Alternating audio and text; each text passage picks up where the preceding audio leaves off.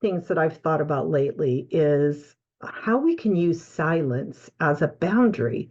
Boundaries are super important in our dysfunctional and toxic relationships. Boundaries are how we take care of ourselves. It's how we protect ourselves. It's how we draw a line, how we decide what we're going to do and not going to do. And I always talk about boundaries as being something where it's what you will or won't do. Well, one of those things is to decide what you will respond to, what you will engage with. And one of the ways that we do that is with our silence. When you're attacked, when somebody says something or does something to you, and you feel like the person is wrong, automatically, we have an automatic response that kind of rises up and go, no, that's not true. I'm going to defend myself. I'm going to tell you how you're wrong. I'm going to set you straight. I'm going to let you know how unacceptable that was. So, by arguing, by defending, by explaining, by showing your outrage, by getting in the person's face, or by raising your voice, you are saying, I don't like that.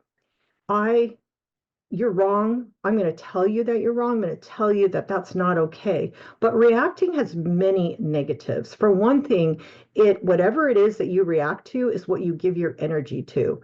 It's what you give validation to. It's what you are saying is the most important thing that you could be doing right then is by defending yourself and telling that person how wrong the person is, by being willing to fight or to argue or to defend or to engage and just keep going. That is basically what you're saying. Like, I'm willing to do this right now. I'm willing to give my time and my energy to this. So what happens is you're kind of letting the attacker, the person who did that or said that, kind of determine what it is that you're going to do. And let me tell you, there's a lot of dysfunctional, toxic, difficult people who love to get you engaged. They are going to say stuff on purpose to get you riled up, to get you to fight. And some of them are going to be so sneaky about this and so manipulative that they're going to do this on purpose and then turn around and look at you and go, my, look at you. You know, you think I'm the one that needs counseling? You think I'm the one that has to go to therapy? Or somebody that, let's say, has an addiction or wants an excuse to go out and is going to go, I was planning on staying home tonight, but I can't handle being here with you when you're acting like this. And they're just going to smugly turn around and walk out the door and go drink or use drugs or do whatever else they were planning on doing before they got you to react to them. So basically, reacting kind of is not good for us a lot of the times. And reacting means that you are acting on what the person said, but not really choosing how to respond. You're more reacting, you're acting again to what the person said, and it's going back and forth and back and forth. So what do we do when we do this a lot of times? And let me tell you, you're not alone.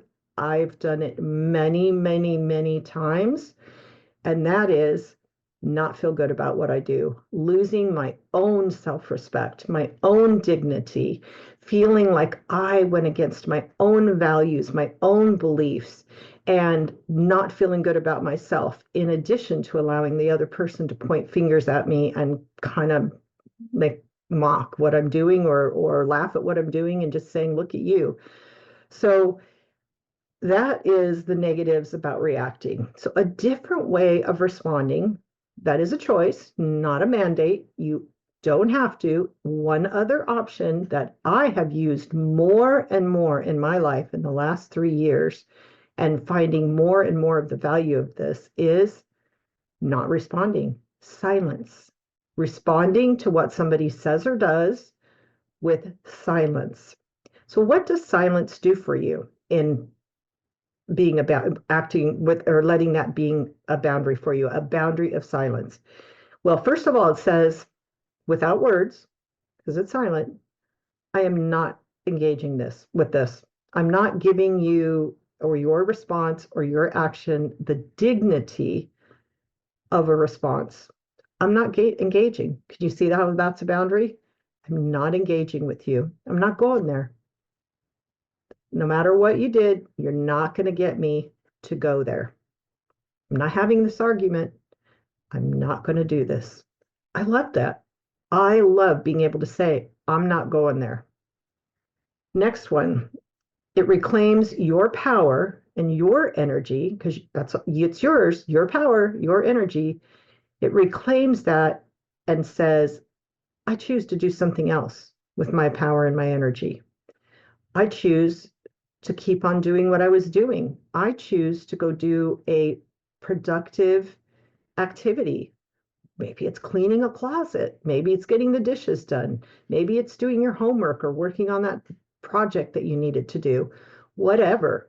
Maybe it's taking a walk. Maybe it's calling somebody, and instead of saying the things that you needed to say to the person who got you riled up or affected you, was to call somebody else and just go, I didn't say anything and I don't want to say anything, but I need to say this to you. I need to get this off my chest. The next one is it gives time for you to reflect and figure out how you want to respond instead of react. There's a lot of times for all of us, even people like myself that are very verbal, there are people that have to walk away, think about it, process it at their own time and space, and then decide how to come back and say, hey, that wasn't okay with me, or I don't like what you did, or that hurt. So it gives you time to reflect, gives you time to process. It maintains your dignity, your self-worth, and your self-respect in your own eyes first, which is super important. And the other person's not going to admit it. They might even say to you, oh, you got nothing to say. You're just going to let me say what I ever want to. They're going to kind of rile you up. They're going to stand back and accuse you. And they're going to say things because they want you to react. You got to detach from that and you got to say, I care about how I feel. I feel good about not getting into this argument with you. I feel really good about doing what I need to do about, I know that there were times where I would argue all night long to try to convince, to try to explain. And I would be so upset afterwards, I wouldn't be able to sleep. Next day, I'd be exhausted. House would not have the things done that needed to be done. And I got to where I'd just be like, I think I'm going to do something that I'm going to feel really good about tomorrow. And I have special projects left. Like, I'm not kidding, cleaning a closet or cleaning out some drawers or reading a book I hadn't read or didn't have time to read. I mean, just something that I can just walk away and feel great about. The next thing is it takes care of you by removing yourself from situations and circumstances and people they're not good for you, that are going to raise your blood pressure, that are going to get you upset, that are going to cause your body to be in an emotional state, going to cause you to react. You're going to, by not responding, by being silent, then it's easier for you to physically remove yourself also. And it speaks a very powerful message to the other person without words. Now, can you control whether that person gets the right message? No, absolutely not. But let me tell you, it is a message. And the message is the opposite of you engaging and arguing. The message is you can't get to me. I'm not going to bite that hook anymore. I'm not going to go there. This is not about me. This is about you and what you're trying to do and how you're trying to get me to argue. And I'm not doing it. The next one is it allows you to detach yourself emotionally, spiritually, physically, mentally, and relationally from something that is going on that is not good for you. Now, detachment is the ability to separate yourself and to maintain your separateness. So the other person wants to argue, the other person wants to attack, the other person wants to stir things up, the other person wants to hurt, and you are going to not react to those things, not take that personally because that person's in a bad mood. You don't have to be in a bad mood. The other person wants to fight. You don't have to fight. The other person wants to argue. You don't have to argue. The other person is in a resentful, mean kind of mood. No, you don't got to go there. You can maintain your separateness. You can be okay. You can be fine. You can be pleasant. You can be courteous. You can be comfortable.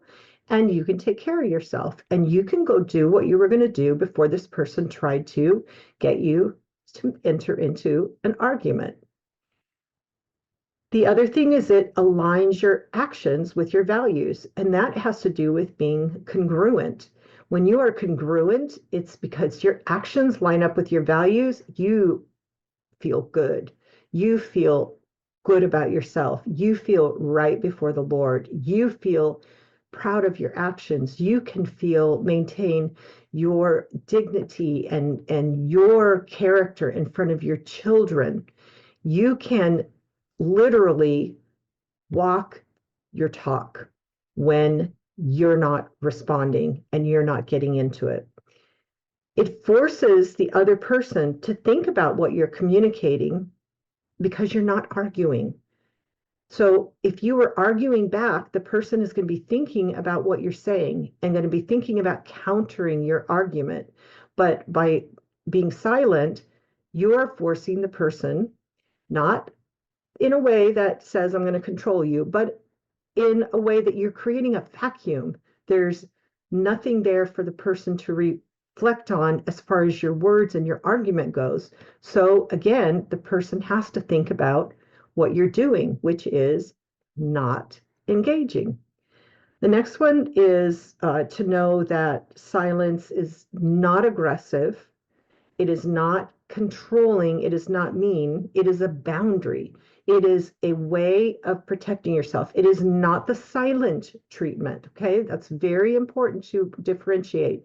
It is not a silent treatment. It's not saying, I will not talk to you. I will not give you any response because, I'm going to punish you and I'm going to show you how wrong you are. It's not a silent treatment. It's a boundary. It's saying, I'm not going to engage in this, what's going on right now. That is different than a silent treatment. Silent is one of the most powerful things that you can do with somebody who wants to get you to fight and argue and defend. It is a very powerful and dignified way of responding to dysfunction and craziness. So think about this. Think about how you react to an attack when somebody attacks you or even says something that feels attacking. Now, how does that normally affect you? What do you normally do? What do you normally say? And what do you normally feel? And how would silence benefit you?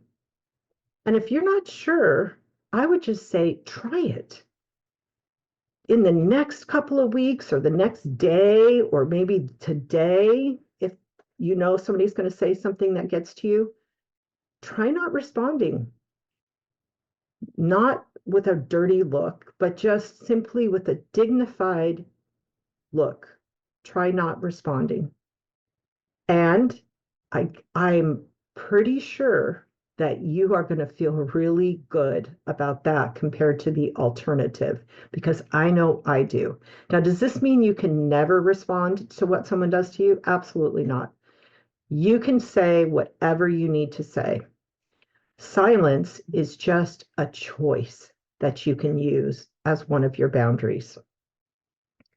James 1:19 through 20 says, My dear brothers and sisters, take note of this. Everyone should be slow or quick to listen, slow to speak, and slow to become angry, because human anger does not produce the righteousness that God desires.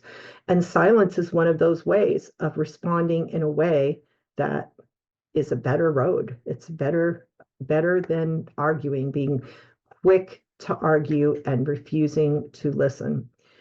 James 1:26 says, Those who consider themselves religious and yet do not keep a tight rein on their tongues deceive themselves, and their religion is worthless. We got to have self-control over our tongues. And let me tell you, I was a big time reactor. I took me many, many, many years to learn this, because the way that I responded in my childhood home was to fight. because I was allowed to fight and I felt powerful. So learning not to fight, it doesn't mean I never defend myself or speak up, but learning to not fight and not react was took a long time, but it is much better. Psalm 120, 6 through 7. I love this verse. Too long have I lived among those who hate peace. I am for peace, but when they speak, they are for war. We don't have to fight.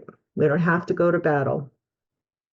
Okay, so I hope that this really helped you and gave you a lot of food for thought.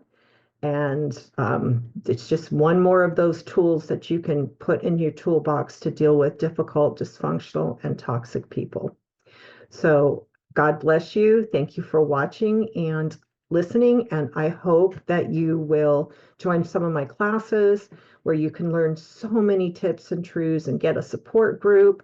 It's just, I've got so many resources here because my heart is focused, and my desire and my heart and my hope is for you to be empowered with tools based on biblical truths for your difficult relationships. God bless you.